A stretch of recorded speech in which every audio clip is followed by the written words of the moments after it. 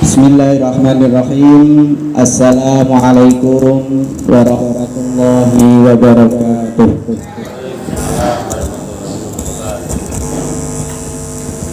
Alhamdulillah, alhamdulillahi rabbil alamin. Nahmaduhu wa nasta'inuhu wa nastaghfiruh wa na'udzu billahi min shururi anfusina wa min sayyiati a'malina. May yahdihillahu fala mudhillalah wa may yudlil fala hadiyalah. Asyhadu an la ilaha illallah wa asyhadu anna Muhammadar Rasulullah. Allahumma shalli ala Muhammad wa ala ali Muhammad kama shallaita ala Ibrahim wa ala ali Ibrahim innaka Hamidum Majid. Wa barik ala Muhammad wa ala ali Muhammad kama barakta ala Ibrahim wa ala ali Ibrahim innaka Hamidum Majid. Qala Allah Ta'ala fil Qur'anil Karim, a'udzu billahi minasyaitonir rajim. Ya ayyuhalladzina amanu taqullaha haqqa tuqatih wa la tamutunna illa wa antum muslimun. Wa qala ya ayyuhan nasu taqu rabbakumul ladzi khalaqakum min nafsin wahidah wa khalaqa minha zawjaha wa batha minhuma rijalan katsiran wa nisaa'a wattaqullaha alladzi tasaaluna bihi wal arham innallaha kana 'alaikum raqiba. Wa qala ya ayyuhalladzina amanu taqullaha wa qulu qawlan sadida yuslih lakum a'malakum wa yaghfir lakum dhunubakum wa may yuti'illaha wa rasulahu faqad faza fawzan 'azima. Fa inna saqal hadisi kitabullah wa khairal hadi hadi Muhammad sallallahu alaihi wasallam wa syarrul umuri muhdatsatuha wa kullu muhdatsatin bid'ah wa kullu bid'atin dhalalah wa kullu dhalalatin finnar. Bapak Ibu yang dirahmati Allah Subhanahu wa taala, alhamdulillah pada kesempatan siang kali ini Allah SWT masih memberikan kita kenikmatan. Untuk itu mari kita senantiasa bersyukur kepada Allah SWT atas segala nikmat yang diberikan kepada kita, nikmat iman, nikmat Islam, nikmat kesehatan, waktu luang, dan nikmat-nikmat yang lain yang Allah berikan kepada kita tanpa harus kita meminta. Allah sudah memberikan nikmatnya kepada kita. Untuk itu mari kita bersyukur pada Allah SWT dengan sebaik-baik syukur kita, dengan menjalankan perintah Allah SWT. Mari kita senantiasa mohon ampun kepada Allah SWT dari keburukan niat-niat kita, dari kejelekan amal-amal kita. Barang siapa yang diberi petunjuk oleh Allah SWT, maka tidak ada satupun yang dapat menyesatkannya. Begitu pula sebaliknya, barang siapa yang disesatkan oleh Allah SWT, maka tidak ada satupun yang dapat memberikan petunjuk. Bapak Ibu yang dirahmati Allah SWT, salawat dan salam semoga senantiasa tercurahkan kepada Rasulullah Muhammad SAW serta para keluarganya, para sahabatnya, dan orang-orang yang senantiasa istiqomah mengikuti jalan beliau hingga hari kiamat kelak. Bapak Ibu yang dirahmati Allah SWT, tepat 2 pekan kemarin, jenengan masih ingat yang kemarin hadir di tanggal 9 bulan ini, bulan Mei. Tanggal 9 ini tanggal merah juga. Ini tanggal merah juga. Ini 2 kali berturut-turut tanggal merah. Tanggal 9 yang kemarin tanggal merah kenaikan Yesus. Kemudian tanggal 23 hari ini tanggal merah juga, hari apa Bu? Hari Waisak. Tanggal merah 2 kali berturut-turut. Yang kemarin tanggal 9 kita sampaikan tentang adab berdoa, SOP tentang berdoa supaya doa kita dikabulkan oleh Allah SWT. Baru sampai poin 7 kalau tidak salah ya. sampai ke poin 7. Tapi hari ini dengan tema yang berbeda, masih dengan tema adat. Kalau boleh dibilang, para ulama menyebutkan ada 4 cabang pokok tentang adat. 4 hadis tentang adat itu ada 4 cabangnya. Seluruh muara adat berkaitan dengan 4 hadis ini. Bapak yang dimiliki Allah SWT, di pekan yang kemarin tanggal 9 kita berdoa kepada Allah SWT. Itu adatnya, kami ulangi sedikit. Yang kemarin hadir biar ingat lagi, atau yang kemarin tidak hadir bisa dapat tambahan sebelum materi yang kedua ini, karena materinya berurutan sesuai dengan adab, sama dengan 4 cabang hadis yang disampaikan Rasulullah. Yang pertama, adab yang pertama, sebelum berdoa kita harus mengikhlaskan niat kita, hati kita pasrah kepada Allah, bukan sekedar permintaan doa itu, tetapi apa? Dalam rangka takarub kepada Allah SWT. Adab dalam berdoa, mengikhlaskan diri, minta kepada Allah, jangan berdoa kepada selain Allah, jangan meminta kepada selain Allah, karena syarat diterimanya amal adalah ikhlas karena Allah dan sesuai dengan tuntunan Rasulullah SAW. Itu yang pertama. Yang kedua, sebelum meminta, pujilah Allah SWT dahulu. Allah mempunyai nama-nama yang baik, jangan langsung meminta. Mintalah dengan nama-nama Allah, Asmaul Husna disebut dulu kepada Allah SWT. Yang ketiga, bersolawat kepada Rasulullah sebelum mengiringi doa permintaan kita. Bersolawat kepada Rasulullah SAW bisa di awal dan di akhir, atau di awal, di tengah, dan di akhir, baru diiringi dengan doa dan permintaan kita. Yang keempat adalah jangan terburu-buru, jangan prematur dalam meminta kepada Allah SWT, menganggap bahwa doanya tidak dikabulkan. Justru itu yang menjadikan doa tidak dikabulkan. Ya Allah, kenapa saya berdoa sudah lama tentangnya tidak dikabulkan? Justru kata-kata seperti itu menyebabkan doa kita tidak dikabulkan. Menghakimi harus Allah mengabulkan doa kita, tidak. Allah yang maha tahu kapan doa kita harus dikabulkan. Bisa seketika itu juga, bisa nanti 1-2 tahun lagi, atau disimpan Allah SWT nanti diberikan di akhirat, atau diberikan setara dengan musibah yang dihilangkan oleh Allah SWT daripada doa kita. Nilainya sama antara doa dan musibah yang dihindarkan oleh Allah SWT. Yang selanjutnya, bertaubat sebelum berdoa. Bertobat sebagaimana Nabi Yunus di dalam perut ikan, la ilaha illa anta subhanaka inni kuntu minadz dzalimin. Jangan ada sedetik pun rasa sombong diri ketika berdoa kepada Allah SWT. Bertaubat dulu, mengakui kesalahan dulu sebelum meminta kepada Allah SWT. Pasrah apapun yang diberikan Allah. Bertaubat sebagaimana tobatnya Nabi Adam. Kemudian yang selanjutnya, sepenuh keyakinan hati. Kok terbesit dalam hati doa kita, apa iya ya doa saya dikabulkan? Apa bisa Allah mengabulkan seperti ini dan seperti ini? Justru kalau terbesit keraguan, justru doa seperti itu tidak akan dikabulkan Allah SWT. Yakin bahwasanya permintaan kita pasti akan dikabulkan Allah SWT. Kenapa? Ada 2 syarat doa itu dikabulkan oleh Allah: selama tidak mengandung dosa dan memutus silaturahmi. Kok doa tidak mengandung itu? Yakin doa kita pasti dikabulkan Allah SWT. Sekecewa apapun, semarah apapun, doa kok tidak mengandung 2 unsur ini pasti dikabulkan Allah SWT. Apa itu? Tidak berdoa dalam mengandung unsur dosa dan tidak memutus silaturahmi. Kok doa tidak mengandung itu? Yakin doa jenengan kita semua pasti akan dikabulkan Allah SWT. Yang selanjutnya, jangan terburu-buru minta supaya cepat-cepat doa kita dikabulkan Allah SWT. Yang penciptaan alam semesta langit dan bumi itu mengalami 6 masa. Allah mampu sekali masa langsung bisa, tapi butuh proses. Itulah yang dimaksudkan, semuanya butuh proses. Tidak terburu-buru doa harus dikabulkan sekejap mata, tidak. Bagaimana Allah itu suka ketika hambanya merengek berdoa minta kepada Allah SWT. Dan selanjutnya, memilih waktu-waktu yang mustajab. Waktu-waktu yang mustajab, sebagaimana seorang musafir itu doanya dikabulkan.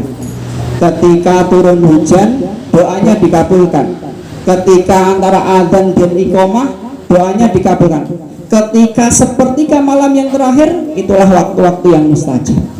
Jangan sampai kehilangan waktu-waktu itu untuk berdoa kepada Allah Ta'ala Subhanahu wa Ta'ala. Kenapa?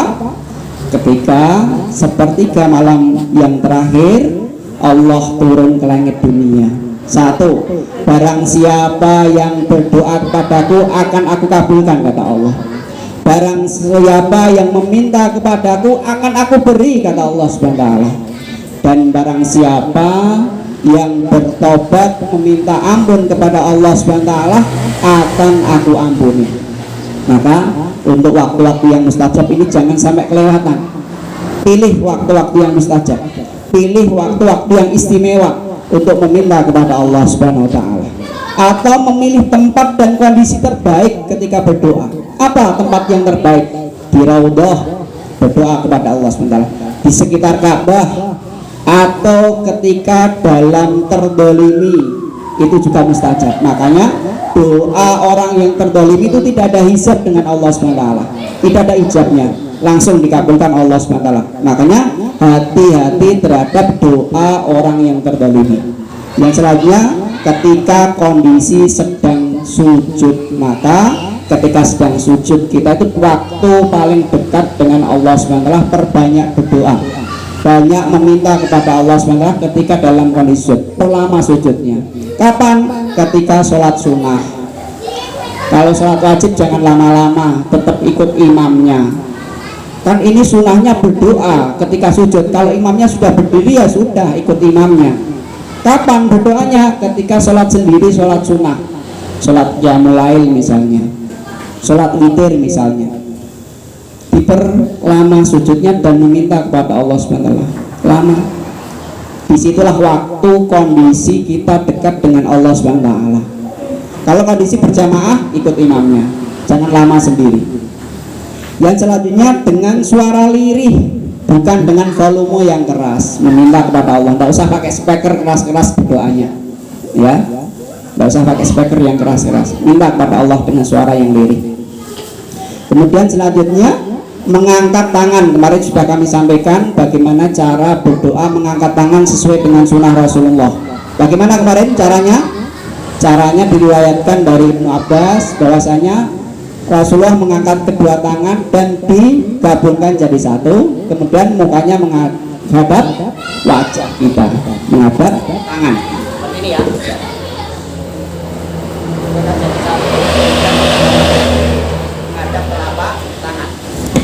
Telapak tangannya digabungkan jadi satu, kemudian menghadap telapak tangan, wajahnya menghadap telapak tangan. Seperti itu dalam kondisi biasa, dalam kondisi ideal. Tetapi pernah suatu ketika Rasulullah mengangkat tinggi-tinggi sampai ridanya jatuh, pernah ketika perang Badar, ketika sholat istisqa meminta hujan, seperti itu. Tapi kondisi normal, kondisi biasa, kondisi ideal, digabungkan kedua telapak tangan kemudian menghadap wajah. Jangan sambil nolah-noleh, berdoa sambil nolah-noleh, jangan.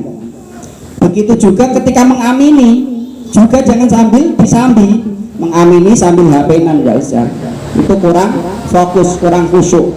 Salah satu syarat doa dikabulkan itu dengan hati yang khusyuk, ya, dengan hati yang khusyuk. Tidak dibuat bersajak, dibuat pantun berdoanya. Pilih doa-doa dari Al-Quran dan As-Sunnah. Sebagaimana kemarin kami contohkan doa Rabbana atina fid dunya hasanah wa fil akhirati hasanah wa qina adzabannar dari Al-Quran.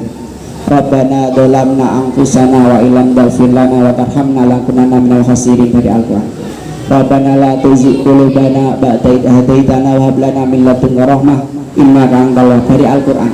Doa-doa dari Al-Quran dan As-Sunnah yang rediksinya langsung dari Allah dan Rasulnya, pilih doa-doa dari itu. Kalau tidak hafal gimana Ustaz? Tidak apa-apa, pakai doa sendiri, tidak masalah. Tapi minimal hafalkan doa-doa dari Al-Quran dan As-Sunnah, itu yang paling dianjurkan. Kemudian yang selanjutnya, tinggalkan harta haram. Bapak Ibu yang dirahmati Allah SWT, kalau pengen doa kita dikabulkan Allah SWT, tinggalkan makanan dan harta yang haram. Kenapa? hadis sebelumnya kemarin saya bacakan, wa mar'amu haram, wa masrabu haram, wa malbasu haram, wa ghudhiya bil haram. 4 hal ini yang menyebabkan doa seorang musafir yang dia betul-betul pasrah minta pada Allah belum dikabulkan. Apa? Ada 4 hal. Pakaiannya, makanannya, kemudian minumannya, dan dia dikenyangkan dengan sesuatu yang haram, menyebabkan doanya tidak dikabulkan Allah Subhanahu wa ta'ala. Itu Bapak Ibu, tinggalkan makanan dan harta yang haram kalau pengen doa kita dikabulkan oleh Allah Subhanahu wa ta'ala. Kemudian yang selanjutnya, bujuklah, hiasilah, muqaddimailah, iringilah doa kita dengan ketakwaan. Sebelum berdoa diiringi dengan ketakwaan, dibujuk dulu, proposalnya didorong dengan ketakwaan dulu. Apa? Para ulama menafsirkan bahwasanya sebelum berdoa itu disunahkan untuk bersedekah. Kok kita punya hajat, punya keinginan, sedekah dulu, infak dulu, baru minta pada Allah SWT. Seperti itu caranya. Kalau tidak punya harta, sholat 2 rakaat, sholat 2 rakaat, kemudian baru berdoa. Atau amalan-amalan yang lain yang disyariatkan Allah SWT, baru berdoa kepada Allah SWT. Jangan langsung minta, tapi dibujuk dulu dengan ketaatan kita kepada Allah SWT. Apa tadi? Sedekah sebelum berdoa, sholat 2 rakaat, atau ketaatan yang lain. Kemudian jangan doakan dalam hal keburukan. Tadi sudah saya sampaikan, jangan berdoa keburukan, dosa, dan memutus silaturahmi, tidak boleh. Kemudian yang terakhir, berdoa dalam keadaan suci. Nah, ini yang perlu diperhatikan ya. Kalau sholat itu makna secara bahasa adalah doa sholat. Nah, justru dengan berdoa kita itu dalam kondisi suci. Wong tidur saja disunahkan Rasulullah dalam keadaan bersuci, apalagi ini berdoa minta pada Allah. Harusnya lebih lagi kita meminta dalam keadaan suci, lebih-lebih menghadap kiblat ya. Karena pernah dicontohkan Rasulullah ketika di padang Arafah, Rasulullah mengangkat tangan dan menghadap kiblat dan berdoa kepada Allah Subhanahu wa ta'ala. Ini Bapak Ibu sebagai mukadimah yang kemarin tanggal 9, 2 pekan yang lalu, yang kemarin sudah mencatat atau sudah kelingan, biar kelingan lagi. Kemudian ini kita review sebentar. Bapak Ibu yang dirahmati Allah Subhanahu wa ta'ala, kalau yang di pamflet, di flyer yang di share, pekan kemarin disampaikan ustadznya Ustadz Gufron, Direktur Masjid Al-Amin. Hari ini beda lagi orangnya, Ustadz Gufron, pengajar dan penceramah. Oh beda, bukan direktur lagi, sudah ganti ya. Beda ini, yang buat ngaker beda, padahal orangnya sama ya ini ya. Pengajar dan penceramah. Kenalkan Bapak Ibu, kita mengajar di SD Muhammadiyah Donorejo, ngajar tahfidz anak-anak kelas 1 sampai kelas 6. Aktivitasnya ngajar di SD Muhammadiyah Donorejo setiap hari Selasa dan Rabu, 2 hari di sana. Kemudian hari Jumat dan Sabtu mengajar di SD Muhammadiyah Payaman, Jumat dan Sabtu, ngajar tahfidz juga, anak-anak juga ngajar tahfidz. Kemudian hari Jumatnya, Jumat siang ngajar guru-guru SMP Negeri 2 Magelang, ngajar baca Al-Quran Bapak Ibu. Jadi ketika ditulis kok di sini pengajar, betul, karena ngajar di SD dan ngajar di SMP Negeri 2 Magelang, ngajar guru-gurunya, ngajar baca tulis Al-Quran, masih abata seperti itu. Bukan ngajar muridnya, tapi ngajar guru-gurunya, gitu Bapak Ibu. Gitu ya. Jadi yang dulu, yang tanggal 9 berbeda dengan yang hari ini, pengajar dan penceramah tulisannya. Bapak Ibu yang dirahmati Allah SWT, kami mulai yang tadi sudah kami sampaikan. Ada 4 hadis pokok yang disampaikan Rasulullah yang berkaitan dengan adab. Seluruh adab bercabang dari 4 hadis ini. 1 adalah hadis tentang meninggalkan sesuatu yang tidak bermanfaat. Ini maknanya luas sekali. Rasulullah mendapat predikat, mendapat julukan, mendapat kemukjizatan, fadilah, keutamaan, namanya Jawami'ul Kalim. Jawami'ul Kalim itu salah satu mukjizat Rasulullah. Kata-katanya singkat, kata-katanya padat, tetapi mempunyai makna yang luas. Itu namanya Jawami'ul Kalim. Rasulullah mempunyai keistimewaan itu dari Allah Subhanahu wa taala. Saya bacakan hadisnya. An Abi Hurairah, dari Abu Hurairah. Abu Hurairah, Bapak Ibu, ketemu dengan Rasulullah itu sebentar, tetapi menjadi satu sahabat predikat yang paling utama, nomor satu, penghafal hadis terbanyak. 5.000 hadis lebih diriwayatkan dari beliau. Padahal ketemunya cuma sebentar, 3 tahun ketemu dengan Rasulullah. Termasuk bukan yang awal-awal masuk Islam sebagaimana Abu Bakar, Umar, tidak. Termasuk yang akhir. Tetapi apa? Mempunyai keistimewaan, mempunyai hafalan hadis terbanyak di kalangan para sahabat. Makanya sering-sering kita baca hadis itu an Abi Hurairah, dari Abu Hurairah. An Abu Hurairah radhiyallahu anhu, qala Rasulullah sallallahu alaihi wasallam. Abu Hurairah berkata bahwasanya Rasulullah sallallahu alaihi wasallam bersabda, min husni islamil mar'i, di antara tanda kebaikan keislaman seseorang. Rasulullah menyampaikan tanda kebaikan keislaman seseorang. Jadi keislaman seseorang itu bertingkat-tingkat. Ini ada tandanya yang disampaikan. Tarkuhuma la yaknihi, hadisu hasan rawahu Tirmidzi wa ghairu hakada. Tanda kebaikan keislaman seseorang adalah meninggalkan sesuatu yang tidak bermanfaat baginya. Ini maknanya luas. Para ulama menyampaikan bahwasanya yang dimaksud tidak bermanfaat itu tidak penting atau tidak berguna berkenaan dengan urusan agama dan urusan duniawi. Urusan dunia tidak ada manfaatnya, urusan akhirat juga tidak ada manfaatnya. Kok tidak ditinggalkan? Tidak ada maknanya sama sekali. Itu termasuk tanda-tanda keislamannya kurang baik. Al Hasan pernah menyampaikan juga, di antara tanda bahwasanya Allah berpaling dari seseorang hamba adalah jika hamba tersebut menyibukkan diri dalam hal-hal yang tidak bermakna baginya. Kalau kita oncai satu persatu banyak sekali. Ini hadis ini cabang satu dulu tentang adab. Yang kedua, ada 4 hadis yang kita sampaikan. Seluruh cabang adab ada 4 hadis ini. 2 hadis tentang kebaikan bagi orang lain. Apa itu? Ini juga diriwayatkan dari Abu Hurairah. An Abi Hurairah, an Abi Hamzah, maaf, Abi Hamzah ini sebutan dari pembantu Rasulullah, yaitu Anas bin Malik. Khadimi Rasulillah sallallahu alaihi wasallam, anin Nabi sallallahu alaihi wasallam, diriwayatkan dari Abu Hamzah. Abu Hamzah nama kunyah dari pembantu Rasulullah, pelayan Rasulullah, yaitu Anas bin Malik.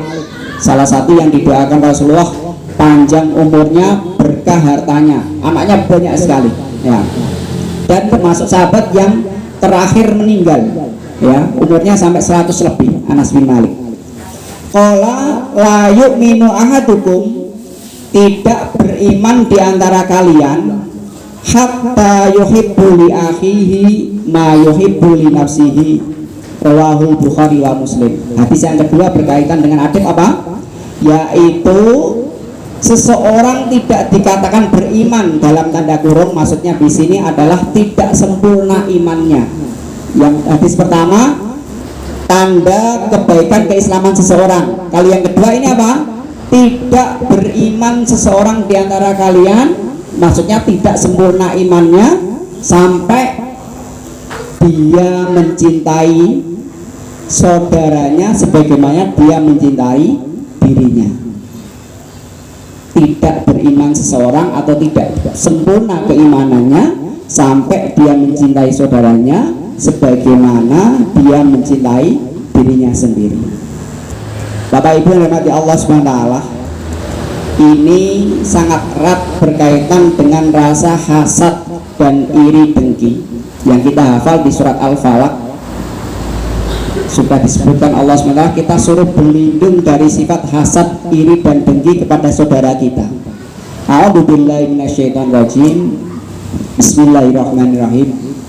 Qul a'udzu birabbil falaq min syarri ma khalaq wa min syarri ghasiqin idza waqab wa min syarril naffasati fil 'uqad wa min syarri hasidin idza hasad. Dan dari orang pendengki ketika dia sedang dengki. Ini kita suruh berlindung dari ini, bukan orang lain kita, karena berpotensi dalam diri kita itu ada dengki kepada saudara kita, ada rasa tidak suka kepada saudara kita. Nah, ini suruh berlindung Pak dari Allah SWT di dalam surat ini. Apa? Dengki itu ada 3 tingkatan, hasad ada 3 tingkatan Bapak Ibu. Ya, yang pertama pengen hilangnya nikmat dari orang lain, tidak senang nek saudaranya mendapatkan nikmat yang lebih, tidak senang, pengen hilang nikmat tersebut. Ya, pengen hilang nikmat dari saudara tersebut, pengen hilang, tidak senang. Ya, satu. Yang kedua, tidak pengen hilang nikmat itu, tetapi dia pengen mendapatkan nikmat yang serupa bahkan lebih.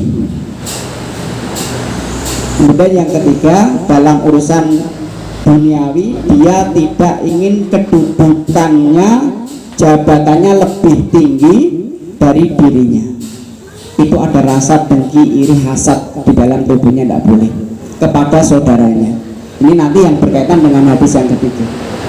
Ya, makanya suruh berdoa berlindung dari sifat hasad atau iri kepada saudara. Kenapa? Kalau tidak bisa menghilangkan rasa itu, berarti belum sempurna imannya, gitu maksudnya Bapak Ibu.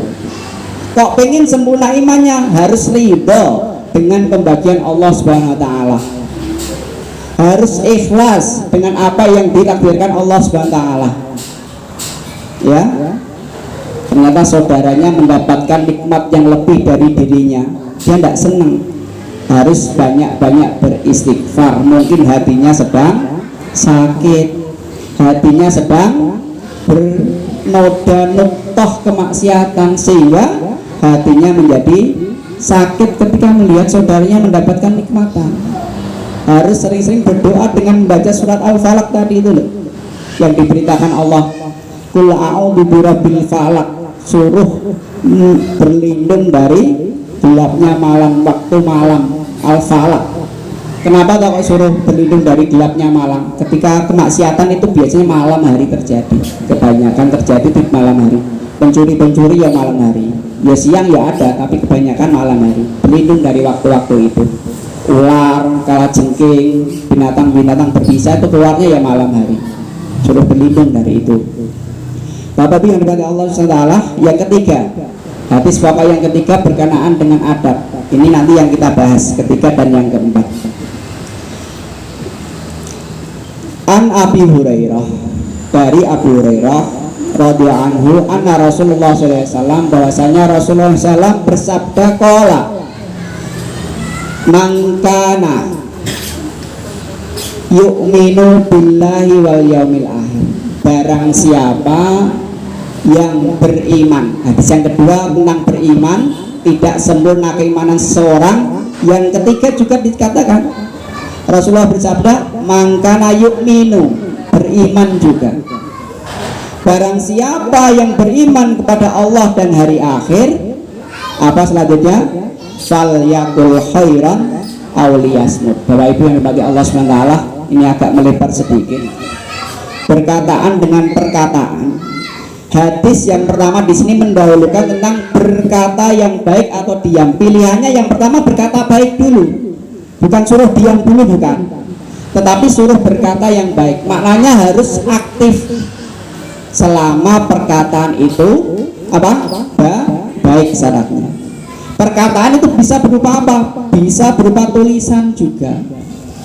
Kalau sekarang nggak ngomong, memang pendiam, tapi di media sosial sering komentar, sering aktif, itu termasuk perkataan itu Bapak Ibu.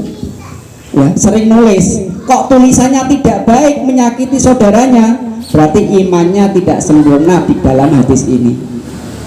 Dia memang orangnya pendiam, tapi kalau menghabisi di status luar biasa. Ya, itu hati-hati. Allah mengutus malaikat untuk mencatat setiap perkataan yang keluar maupun tulisan yang telah dituliskan. Tulisan bisa, voice note bisa. Ya, Bapak Ibu yang mati Allah Subhanahu wa taala. Hati-hati dengan tulisan kita, hati-hati dengan perkataan kita. Yang pertama, falyakul khairan, suruh berkata yang baik Bapak Ibu. Suruh ngomong yang baik. Ngomong yang bermanfaat, yang ada maknanya. Ada 3. Yang dimaksud ngomong yang baik bagaimana Pak Ustadz? 1, dzikrullah. Jadi tidak suruh diam dulu. Kita itu suruh dzikrullah. Caranya apa dzikrullah itu? Baca Al-Quran Bapak Ibu. Baca Al-Quran. Ditargetkan sehari baca berapa lembar, berapa juz, berapa kali khatam dalam sebulan. Ustadz saya sudah sering khatam berapa kali? Sebulan 1 kali bagus, sebulan 2 kali bagus, sepekan sekali bagus, 3 hari sekali khatam sangat bagus, tapi jangan lebih dari itu. Maksimal 3 hari kalau di bulan-bulan biasa. Tapi kalau di bulan Ramadan sebanyak-banyaknya suruh menghatamkan Al-Quran. Falyakul khairan, katakanlah yang baik. Apa? Dzikrullah, baca Al-Quran. Apa? Berzikir. Apa? Beramal soleh. Apa? Sholat. Itulah dzikrullah. Itulah yang disebut zikir. Makna zikir itu banyak sekali Bapak Ibu.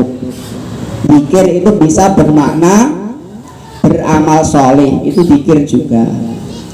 Makna yang kedua, baca Al-Quran, tilawatul Quran, itu juga zikir. Nama lain dari Al-Quran itu namanya dzikr, ya. Kemudian bisa membaca al-maksurat, doa-doa harian yang dicontohkan Rasulullah, itu juga zikir. Piknik, rihlah, itu juga zikir, ya. Untuk apa? Melihat keagungan Allah Subhanahu wa taala penciptaannya, seperti itu. Kemudian yang kedua, kalau tidak bisa dzikrullah atau tertahan, yang kedua dan yang ketiga, dzikrullah sudah, amar ma'ruf.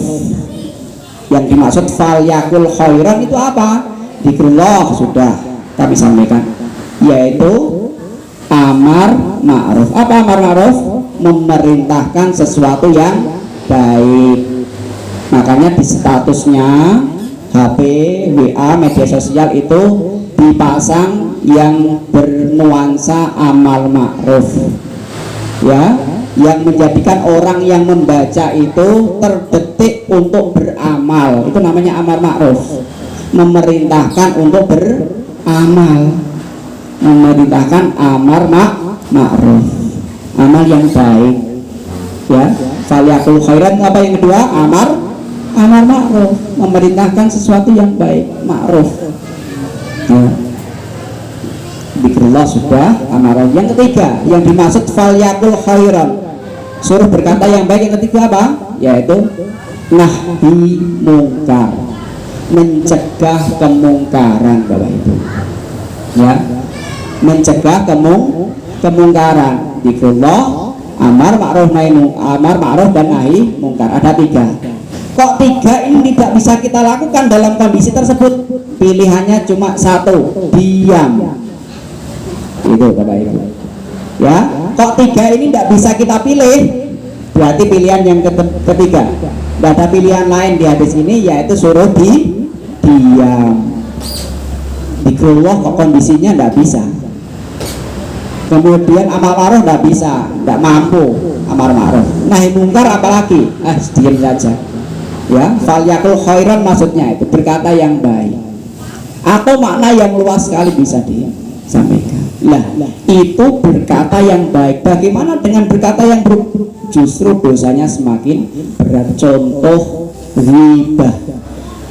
Ghibah itu kalau yang diomongkan di belakang itu betul, itu namanya ghibah, dosa besar, ya.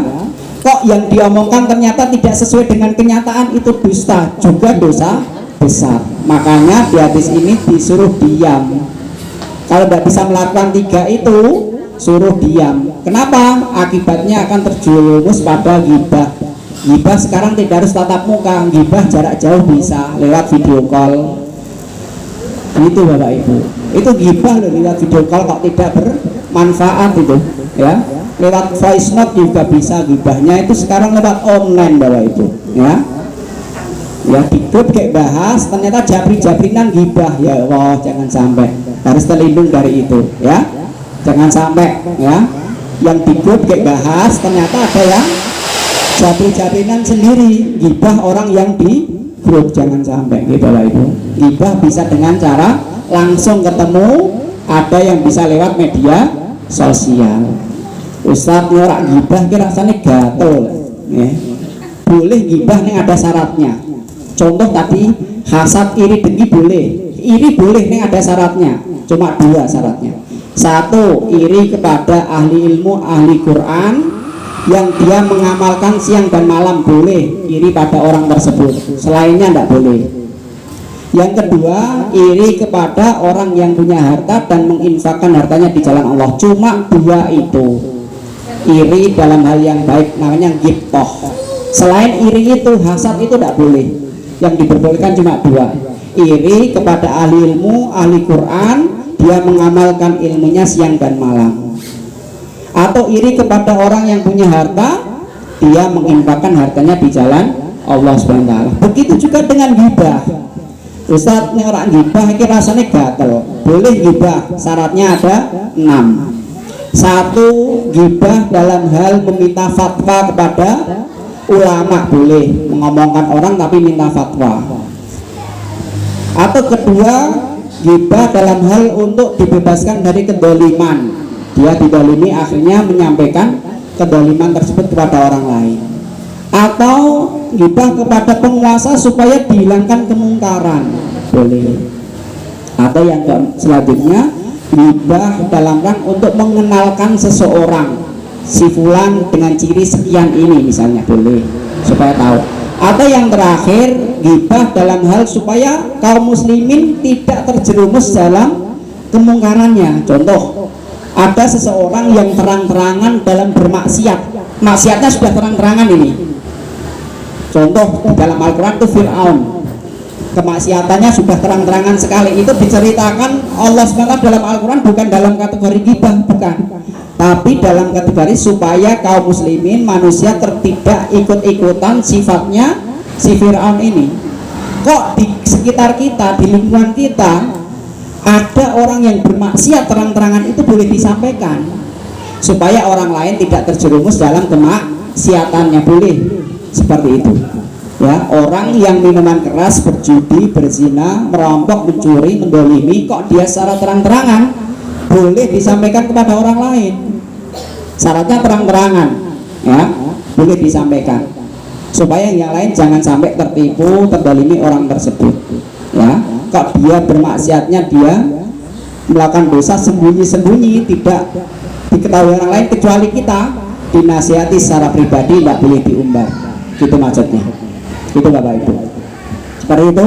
Falyakul khairan aw liyasmut. Apa tadi? Falyakul khairan ada di 3, zikrullah, amar ma'ruf, nahi mungkar. Itu pilihan yang pertama. Disyariatkan itu dulu, jangan diam dulu, tapi lakukan 3 ini biar berpahala. Kok itu tidak bisa, baru diam. Itu Bapak Ibu. Itu. Karena perintahnya berkata baik dulu, bukan diam dulu.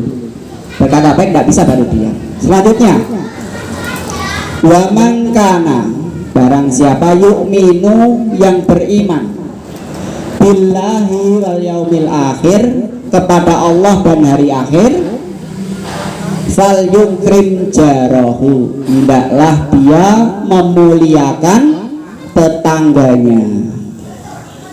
Memuliakan tetangganya. Yang disebut tetangga itu apa Bapak Ibu? Siapakah yang disebut tetangga itu? Siapa yang disebut tetangga? Orang yang rumahnya dekat dengan kita, betul. Apalagi ada yang menyebutkan 40 rumah dari rumah kita, betul. Sampai ada yang menyatakan yang rumahnya satu negeri dengan kita. Ada hadis Rasulullah menyatakan bahwasanya ada menyampaikan bahwa satu Madinah itu bertetangga ya. kita pilih yang mana, semuanya boleh. Satu gang boleh tetangga. Yang ada batasannya itu biasanya menjadi patokan, menjadi uruf di masyarakat, terpisah dengan jalan raya besar satu atau sungai yang besar. Ya, terpisah dengan itu sudah tidak disebut tetangga. Urufnya seperti itu. Kalau masih disebut tetangga ya tidak masalah, tidak apa-apa. Masalah tetangga atau definisi tetangga masing-masing tempat berbeda. Ya, yang disebut tetangga satu RT ya betul, satu kelurahan boleh, itu yang disebut tetangga. Maknanya luas tetangga yang kita maksud. Hak tetangga yang pertama, kalau dia seorang muslim dan kerabat, dia mempunyai hak tiga. Hak seorang muslim, hak kerabat, dan hak tetangga. Tiga. Kok di jejer rumah kita itu ada orang muslim dan kerabat, dia mempunyai hak tiga. Hak seorang muslim, hak tetangga, dan hak kerabat. Ternyata yang di samping kita, kerabat kita, samping rumah kita bukan kerabat, dia mempunyai dua hak. Yang pertama, hak sebagai tetangga. Yang kedua, hak sebagai seorang muslim. Kok ternyata yang ada di samping rumah kita itu orang kafir, dia mempunyai satu hak, yaitu hak sebagai tetangga. Saya bacakan hak tetangga Bapak Ibu, banyak sekali. Saya tuliskan di sini ada 13. Ya, ada 13 secara singkat saja hak tetangga yang jarang kita ketahui. Ya. Satu, ketika tetangga itu minta bantuan, kita harus membantunya, siapapun itu tetangga itu, mau kafir, mau kerabat, mau tidak kerabat, mau muslim, mau tidak, kok dia minta bantuan harus dibantu. Itu haknya, hak tetangga. Mau yang musuhi kita tetap dibantu, itu haknya. Dia memusuhi kita tetap dibantu, itu haknya. Masalah memusuhi maupun tidak tetap dibantu, ini haknya. Coba bayangkan, sampai-sampai Jibril datang itu menyampaikan kepada Rasulullah, sampai mengisyaratkan bahwasanya tetangga itu menjadi hak waris. Coba bayangkan, sampai pentingnya dengan tetangga, gitu ya. Satu, ketika tetangga minta bantuan harus membantunya, muslim, kerabat maupun kafir dibantu semua. Yang kedua, ketika tetangga minta pinjaman dipinjami Bapak Ibu. Nah, itu kalau betul hak tetangga ini. Bantuannya berupa bantuan fisik maupun bantuan non fisik. Ya, minta pinjaman, tetangga dipinjami. Pinjaman loh ini, bukan minta, tapi baru pinjam. Nanti yang ketiga baru minta. Tetangga kok minta dipinjami, tapi ini jangan buat dalil nanti sampai rumah tadi habis ngaji kalau tetangga pinjam harus dipinjami loh.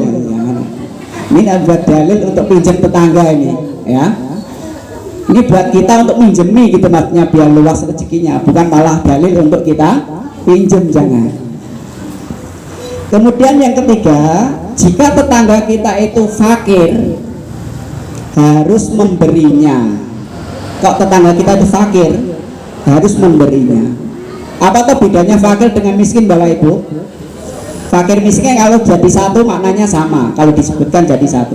Tapi kalau disebutkan sendiri-sendiri itu lebih di bawah adalah fakir, paling bawah. Kenapa? Kalau miskin itu punya pekerjaan, punya pemasukan tapi tidak cukup untuk memenuhi kebutuhannya, itu miskin. Tapi kalau fakir sudah tidak punya apa-apa, tidak usah bisa bekerja, tidak punya maisha, tidak punya pemasukan, betul-betul fakir. Misalnya cacat atau sangat tua renta sekali, tidak punya masukan, miskin sekali, itu fakir. Dibantu tetangga itu, ya. Kalau ada yang fakir dibantu dengan memberinya, dicukupi, itu tetangga, ya. Kemudian ketika tetangga sakit dijenguk, ojo disyukur syukur, ya, jangan mentang-mentang tidak baik sama kita, tidak. Haknya itu dijenguk, didoakan. Sampai yang memusuhi Rasulullah ketika sakit dijenguk, didoakan, malah mendapatkan hidayah. Siapa tahu dengan sakit itu didoakan menjadi baik. Ketika meninggal, tetangga meninggal diiringi jenazahnya. Jika mendapatkan kebaikan, tetangga kok mendapatkan kebaikan, mendapat kenikmatan, apa? Mengucapkan selamat kepada tetangga. Tetangga kok mendapatkan kenikmatan, kebaikan, mengucapkan selamat. Kemudian selanjutnya, ketika tetangga ditimpa musibah, harus menghiburnya, ya, menghibur tetangga.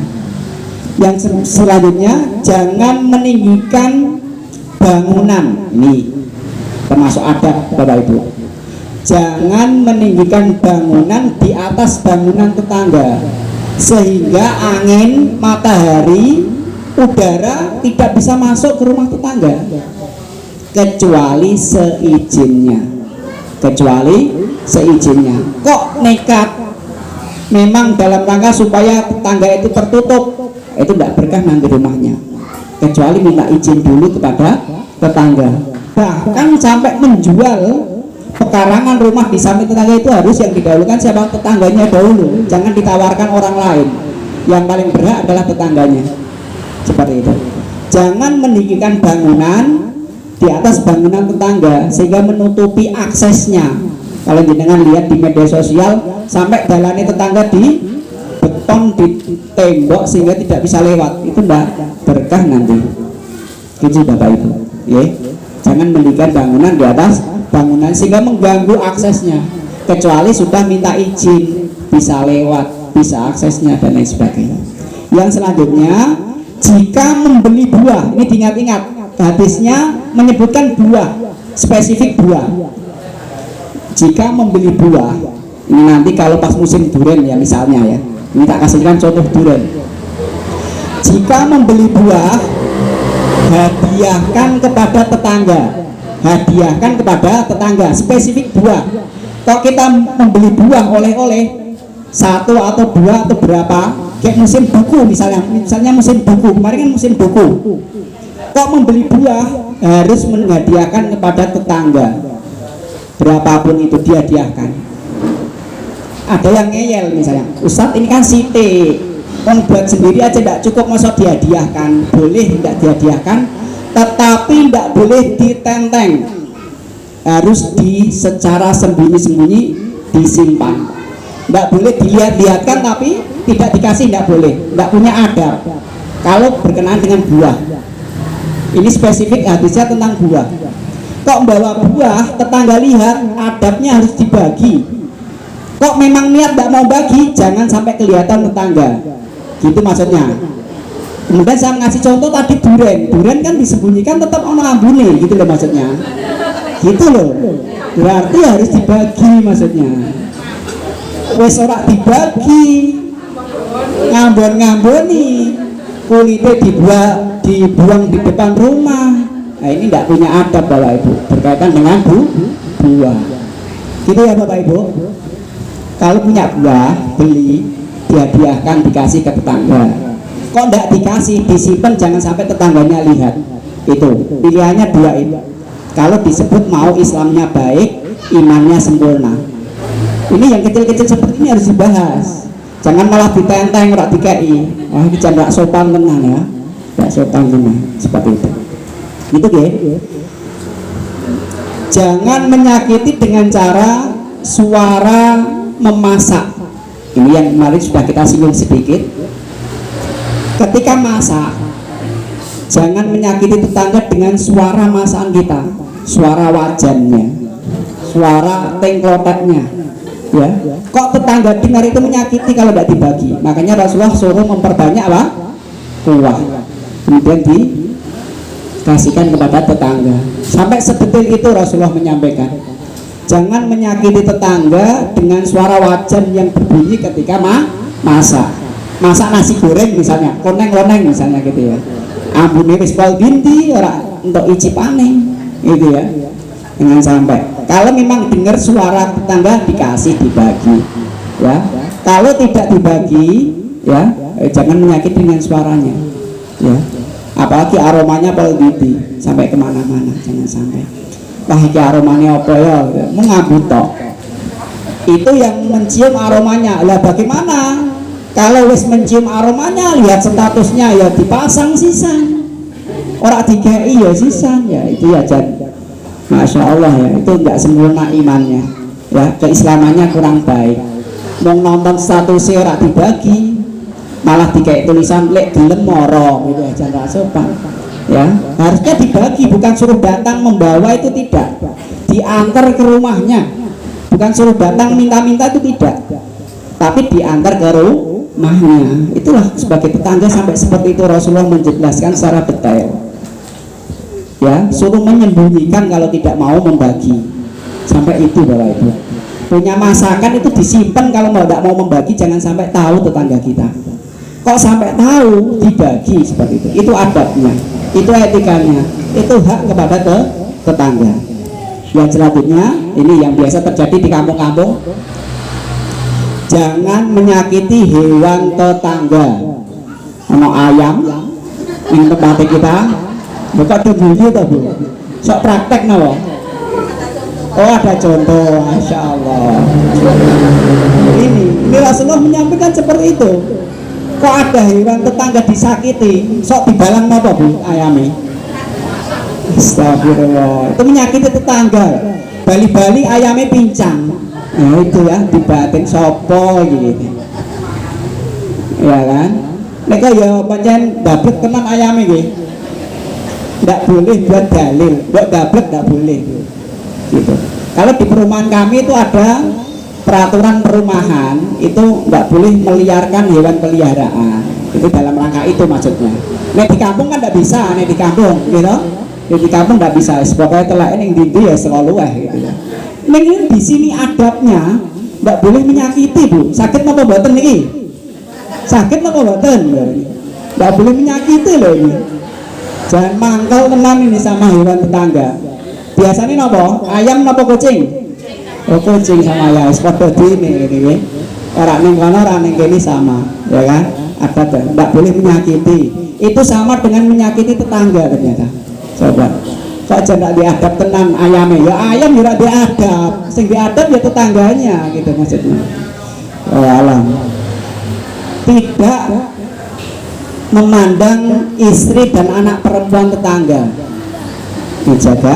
Kemudian yang terakhir, setelah seluruhnya saya sebutkan adalah membalas kebaikan tetangga. Ini nanti akan saling memberi hadiah. Endingnya, kok kita berbuat kebaikan terus pada tetangga, adabnya apa? Maksud saya dikasih terus, yaitu adalah puncaknya adalah membalas kebaikan tetangga. Akhirnya di situ akan timbul kerukunan, saling membalas kebaikan. Kok tetangganya baik, berarti kita membalas kebaikan. Kok tetangganya buruk, bukan dibalas keburukan, tetap dibalas kebaikan. Sakit apa buatan Ibu? Insya Allah harus berdoa, harus bisa. Jangan cuma membalas kebaikan cuma tetangga yang baik, jangan. Yang baik, yang buruk, yang kafir maupun tetap dibalas dengan kebaikan karena dia mempunyai hak-hak sebagai tetangga. Yang terakhir, ini yang kita bahas. Satu tadi sudah berkata baik atau diam, kemudian memuliakan tetangga. Yang terakhir, wa mangkana. Jam 11 pinjam. Yang terakhir ini sedikit aja. Wa mangkana yu'minu billahi wal yaumil akhir.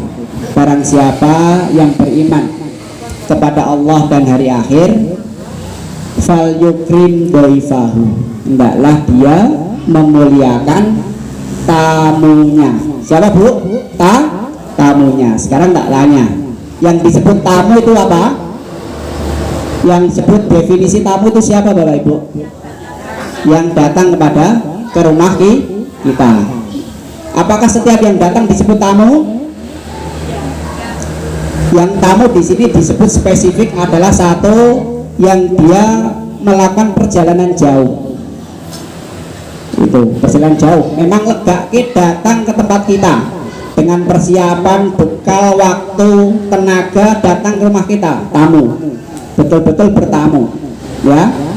Baik itu kerabat maupun orang asing, dikenal maupun tidak dikenal, itu tamu, ya. Orang yang perjalanan jauh atau memang urufnya disebut tamu, dekat tapi kalau disebut urufnya atau kebiasaannya disebut tamu, ya tamu. Atau yang kedua adalah orang yang kita undang sebagai tamu. Jadi ada tamu yang inisiatif sendiri, ada tamu yang memang inisiatif tuan rumah untuk mengundang, ya. Ada tamu yang memang inisiatif tuan rumah untuk mengundang tamu tersebut. Itu punya hak dan kewajiban baik tamunya maupun tuan rumahnya. Mau apa dulu ini? Mau tuan rumah dulu apa tamu dulu? Tuan rumah dulu. Ya. Sebelum tuan rumah saya sebutkan waktu-waktu dilarang untuk bertamu. Kurang beretika atau kurang beradab kalau bertamu di waktu ini. Satu, ada 3. Satu, jangan bertamu menjelang atau setelah duhur. Menjelang duhur setengah 12 atau sampai setengah 1, menjelang duhur atau ba'da duhur, jangan bertamu di waktu itu. Kenapa? Jam istirahat Bapak Ibu, ya, jam istirahat. Jangan bertamu di waktu itu, dilarang. Walaupun tidak sampai haram, tetapi itu mengganggu tuan rumah atau yang ditamoni. Nunggu nanti pagi sekalian atau sore sekalian, ya. Jangan berwaktu di waktu-waktu yang terlarang. Sebelum atau setelah duhur, menjelang duhur atau setelah duhur. Biasanya istirahat qailullah biasanya, ya, tidur siang sedikit. Atau yang kedua, bertamu setelah isya. Setelah isya. Sok bertamu setelah isya boten Bapak Ibu. Ba'da isya. Ya, dihindari bertamu ba'da isya. Kenapa? Rasulullah itu menyuruh kepada umatnya suruh ba'da isya itu segera istirahat atau tidur supaya nanti malam bisa bangun lebih awal qiyamul lail, bukan malah bertamu ngobrol ngalor ngidul. Tidak, ya, tidak. Rasulullah itu tidur lebih awal, ya, ba'da isya tidur ketika tidak ada urusan yang sangat urgen. Ba'da isya langsung istirahat tidur, bangunnya malam untuk qiyamul lail, panjang qiyamul lailnya. Yang ketiga, jangan bertamu sebelum subuh. Ini jarang dilakukan ya, sebelum subuh kok bertamu. Boleh opo ya guys, sebelum subuh bertamu. Hindari waktu-waktu ini. Hindari 3 waktu itu ketika mau bertamu.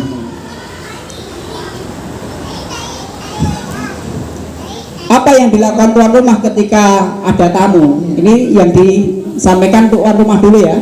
Tuan rumah dulu, nanti pada tamu. Secara singkat saja. 1, menerima tamu dengan wajah berseri.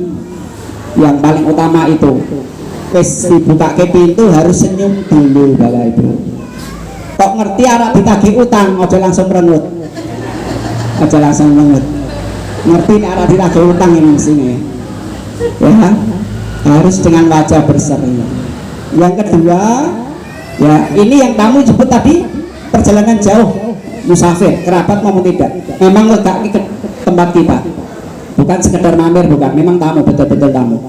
Menjamu dengan hidangan yang istimewa di hari yang pertama, ya, segera, tidak dibiarkan bisa tidak, memang datang kepada kita untuk niat bertamu betul, diberikan hidangan yang istimewa, bukan yang sebagaimana kita.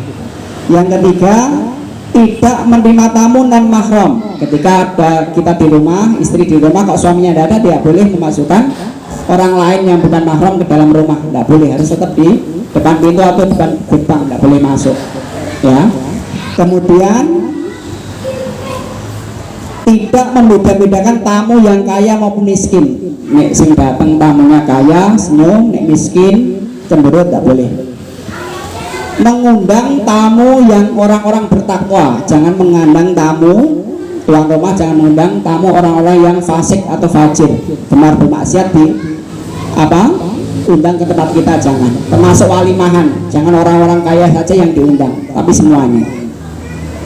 Jangan buru-buru merapikan jamuan, burung selesai wis dikukuti, jangan, nggak boleh, ya. Wis dirapikan, nggak boleh, ya, merapikan. Jangan. Yang terakhir, mengantar tamu ketika hendak pulang, didereki, ya. Kemudian kalau tidak punya bekal, dikasih sangu, ya, seperti itu. Yang terakhir sebelum kita tutup, yang mau bertamu apa adabnya? Tadi waktunya jangan sampai. Kemudian yang kedua, ucapkan salam maksimal 3 kali. Kok mau bertamu tidak dibukakan, salam minta izin 3 kali. Kok tidak dibukakan, jangan ditunggoni. Kisah dalih neng omah mesti neng jero, jangan ditunggoni, tidak boleh.